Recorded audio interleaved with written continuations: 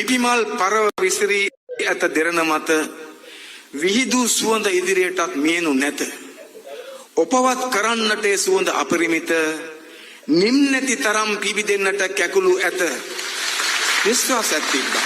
මොකක්ද?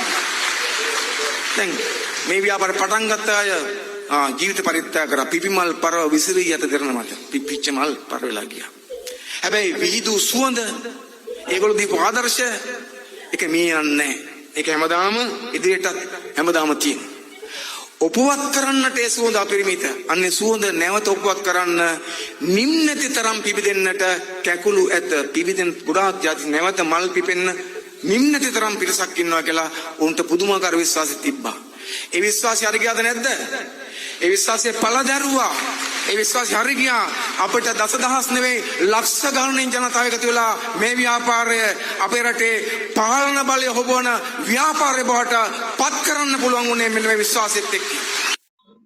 පිපිමල් පරව